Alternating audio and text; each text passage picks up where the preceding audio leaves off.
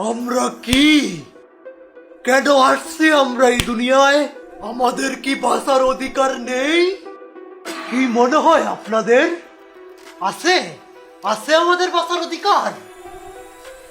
উত্তর দেন। জানেন একটা মানুষের শরীরে কত লিটার রক্ত থাকে? 6 লিটার।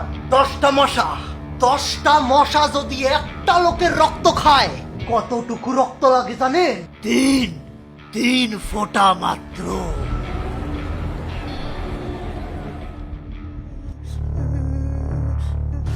ওই মানুষের বাচ্চা, বল তোর শরীরতে যদি 3 ফোঁটা রক্ত যায় মইরা যাবি তুই? জানি না। ওই 10 জন মশা উঠতে আসেন তো।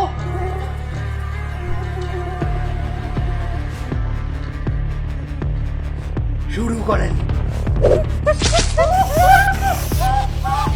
এই চুপ ছাড়া মানুষের বাচ্চা।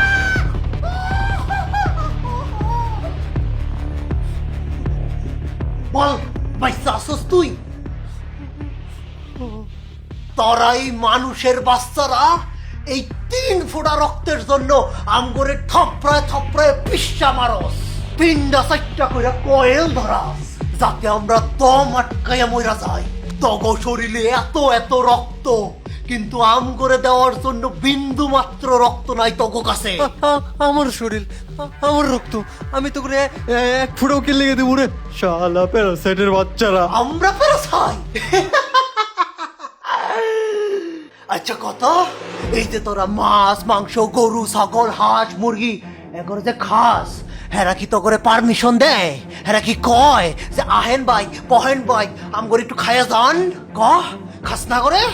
খাস। খাওয়া কোনো খারাপ জিনিস না, বাঁচতে হলে খাইতে তো হবে। এক জীব আর এক জীবের উপর নির্ভরশীল, এটাই প্রকৃতির নিয়ম। কিন্তু কিন্তু কিন্তু এখন মানুষের বেলায়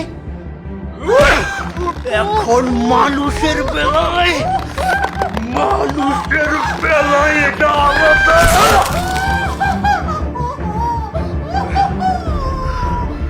কারণ মানুষ অন্য প্রাণীর শরীর খাইতে পারবে, কিন্তু মানুষের শরীর থেকে 1 ফোঁটা রক্ত, মানুষের শরীর থেকে 1 ফোঁটা রক্তও ধরা যাবে না। বলেন আপনারা, কে ঠিক করে দেয় এসব নিয়ম? থাক ওসব কথা, এখন আমাদের বাঁচার দায়িত্ব, আমাদের ভবিষ্যতের দায়িত্ব আমাদের নিজেদেরকেই নিতে হবে।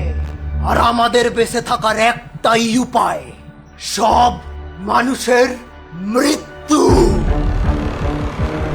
আমাদের এই কাজে সাহায্য করবে আমাদের আফ্রিকা থেকে আগত ভাই আর বোনেরা, ডেঙ্গু মশারা।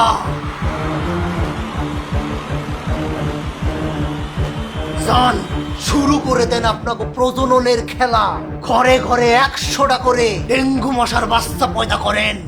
এই দুনিয়ায় মানুষের সময় ফুরায় আসছে, তোরা বেঁচে থাকার জন্য অন্য প্রাণীরে মারস, এখন আমরাও তগুলোকে তাই করবো।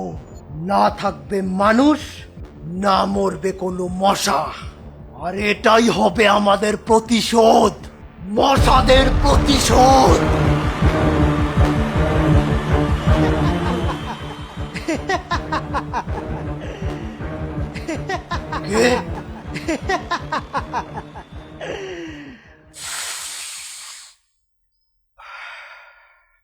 গাঁজা খোরগো কথা শুনছনি?